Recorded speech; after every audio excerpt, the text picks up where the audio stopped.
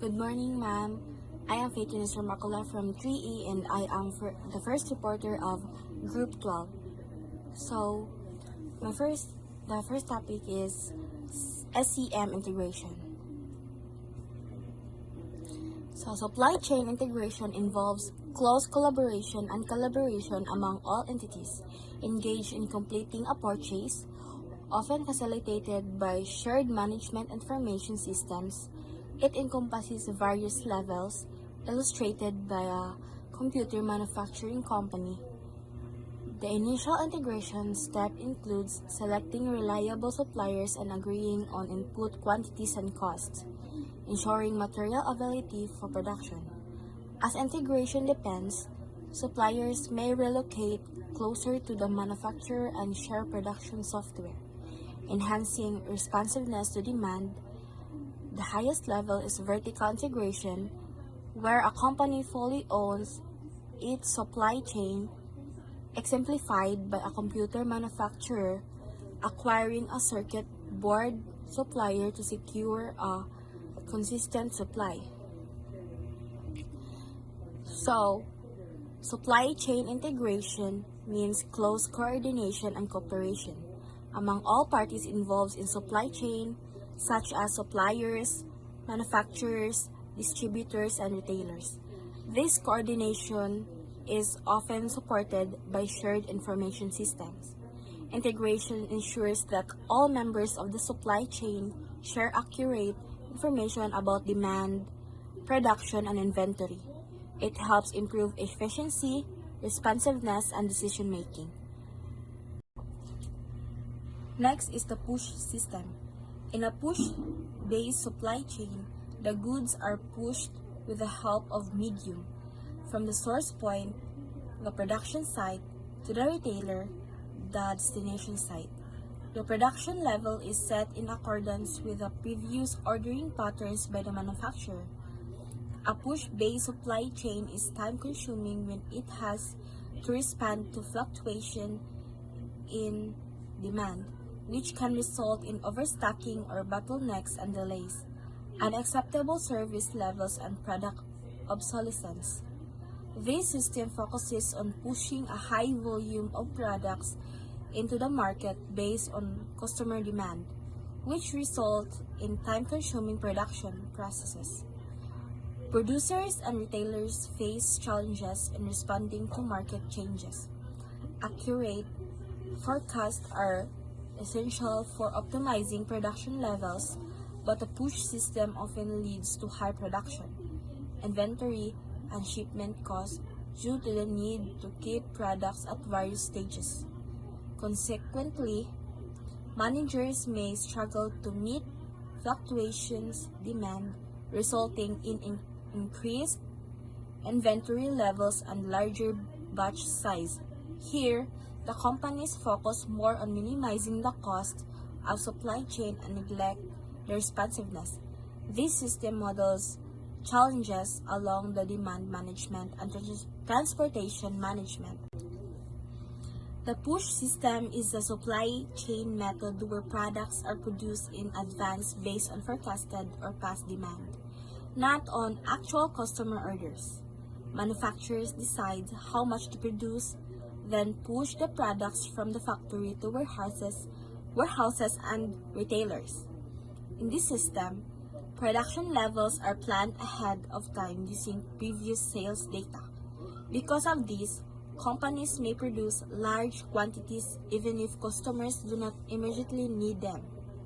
This often leads to high inventory levels, increased storage costs, and the risk of overstocking of product obsolescence.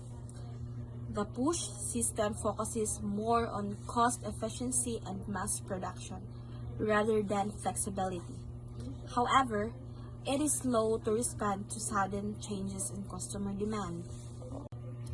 Next is the pull system.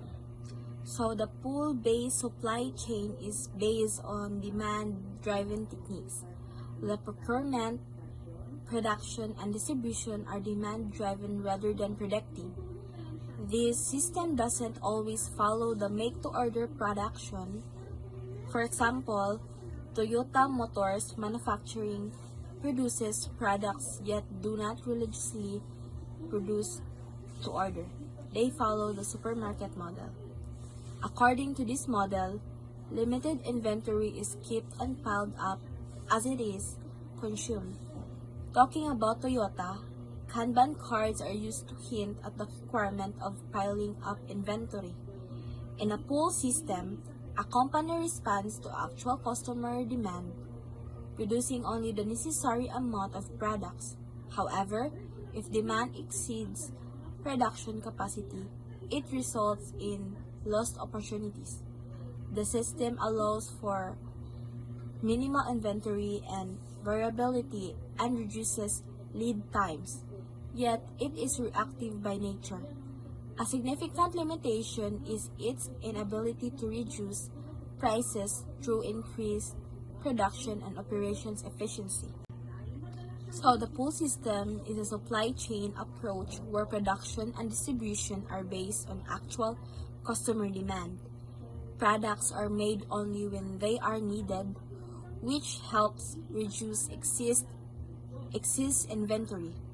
In this system, companies respond to real-time demand instead of relying heavily on forecast. Inventory levels are kept low and materials are replenished only as they are used. A common example is Toyota Kanban system, where signals or cards indicate when more items should be produced. And the pull systems help reduce waste, inventory cost, and lead time. However, if customer demand suddenly increases and production cannot keep up, it may result in lost sales or delays. So the differences in push and pull system. The major differences between push and pull view in supply chain are as follows. First is in the push system, the implementation begins in anticipation of customer order, whereas in the pull system, the implementation starts as a result of customer's order. So, pasabot na ni kung ag kaning push system kay ag production niya kay mag-start before ang customer mo order usa mad ag kaning push system mag maghimo ra ka mag-produce ra kag product kung nanay mo order, while ang kaning pull system is maghimo daan og product samtang wa pay order ang kuan customer, or wa pa ming order, or wa pay customer nga ni order. Then in the push system, there is an uncertainty in demand, whereas in pull system, the demand remain certain. So sa push system, ang demand ani is uncertain kay kuan man products are made in advance. So ang kaning push system is uncertain siya kay ag product himuon siya in advance, while the pull system demand is certain. Ngano certain kay ang company already knows unsa ang gusto sa customer. Then sa the push system is a speculative process, whereas the pull system is reactive process.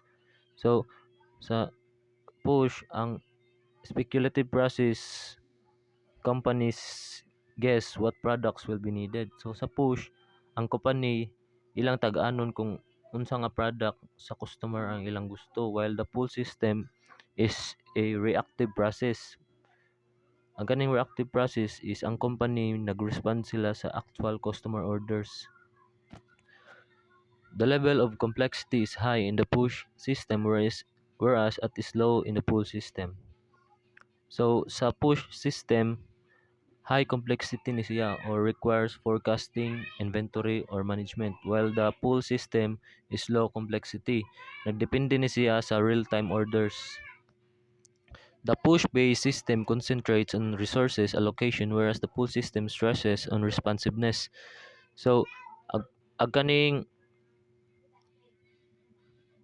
push system nag-focus niya sa resource allocation or ilang i-make sure nga ang materials og inventory are ready na.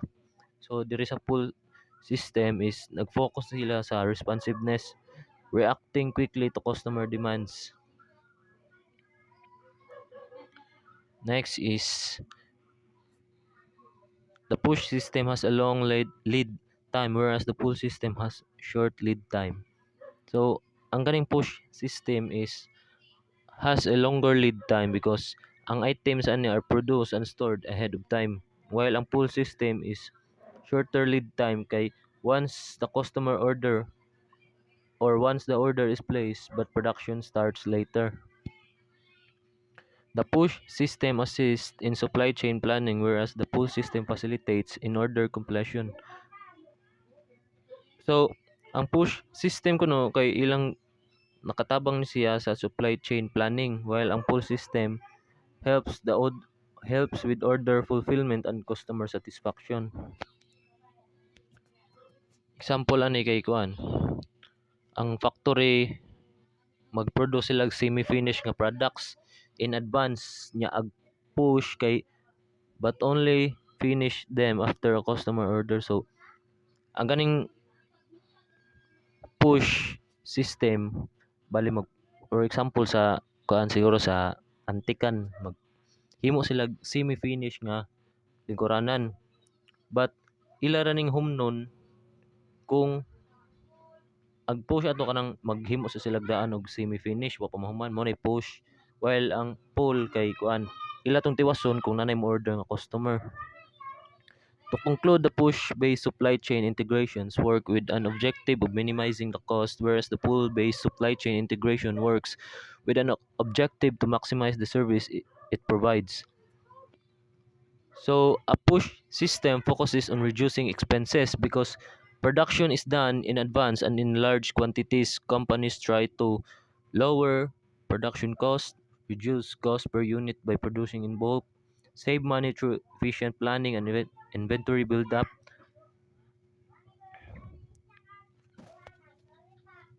Push and pull system. Mostly we find supply chain as merger of both push and pull systems, where the medium between the stages of the push base and the pull base is referred as the push-pull boundary.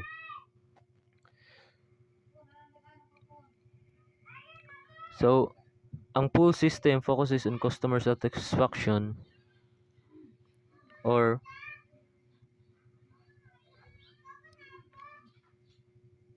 then the terms push and pull were framed in logistics and supply chain management, but these terms are broadly used in the field of marketing, well as the hotel distribution business.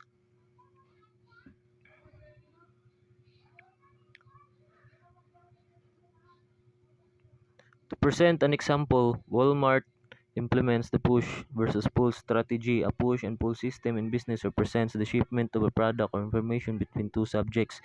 Generally, the consumers use pull system in the markets for the goods or information they demand for their requirements, whereas the merchants or suppliers use the push system towards the consumers. So, in many supply chains, companies do not use only push or only pull. Instead, they combine both and push and pull systems to get the advantages of each. So, in supply chains, all the levels or stages function actively for the push and the pull system. The production in push system depends on the demand predicted and production in pull system depends on absolute or consumed demand. So sa push system, production is based on forecasted demand and goods are sent through the supply chain in advance. In a pull system, production is based on actual demand, so items are made or moved only when needed. Then the push-pull system boundary or decoupling point is the stage in the supply chain where the system switches from push forecast driven to pull demand driven. Nganong gigamit ni? Because for products with high demand uncertainty, using a pure push or pure pull system can be inefficient. The hybrid approach balances production efficiency with responsiveness to actual demand. The medium between these two levels is referred as the push-pull system boundary or the coupling point. For example, the furniture industries use the push and pull strategy. Here, the make production unit uses the pull-based strategy because it is impossible to make production decisions on the basis on long-term prediction. Meanwhile, the distribution unit needs to enjoy the benefits of economy of scale so that the shipment cost can be reduced. Thus, it uses a push-based strategy. So, in the furniture industry, a push-pull strategy is used.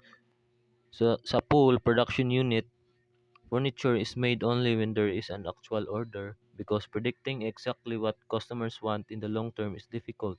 This avoids overproduction. Then sa push, the distribution unit. Once products are made, they are shipped in bulk to stores or warehouses. This push approach takes advantage of economies of scale, reducing shipping costs. Demand driven strategies. The demand driven strategies were first developed to understand the impact of inactivity and collection as information fertilizes the supply chain from the source of demand to the suppliers. So, the demand driven strategies were created to show how real customer demands affects the supply chain. They track how information about demand flows from the customer back to the suppliers, helping each stage respond more efficiently. So within a mentioned supply lead time, normally the manufacturers manufacture sufficient goods to satisfy the needs of their clients predicted, but this is only somewhat accurate at the granular level which inventory decisions are made. So during the supply lead time, the time it takes to produce and deliver goods, manufacturers usually produce enough products based on predictive demand to meet customer needs. However, this prediction are not perfectly accurate at the detailed level, such as for specific products, sizes, or locations. This means that while overall supply may seem sufficient, inventory decisions at a granular level, like individual items or store locations, can still face shortages or surpluses. When the actual demand varies from the demand predicted, the first thing to be done is to adjust the supply levels needed in accordance with each step of the supply chain. But because of time delay between changing demands and its detection at several points along the supply chain, its impact is amplified, resulting in inventory shortages or excesses. So when actual demand differs from predicted demand, the supply chain must adjust supply levels at each stage to match reality. However, because there is a time delay in noticing changes in demand at different points in the supply chain, the adjustments don't happen instantly.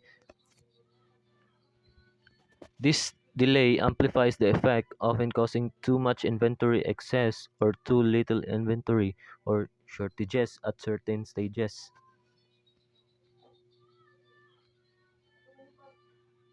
The, the inventory levels of the companies are disturbed because of the overcompensation done by the companies either by slowing down or speeding up production. These fluctuations prove to be a costly and inefficient affair for all participants. So these fluctuations create extra costs and inefficiencies for everyone involved because resources are wasted and products may be either overstocked or unavailable. So the supply chain is guided by actual demand, but production and distribution are coordinated to satisfy it effectively. Basically, the demand driven strategies or the demand driven supply chain, completely based on the demand as well as the supply part of marketing. So it can be uniquely organized in terms of the demand side and supply side initiatives.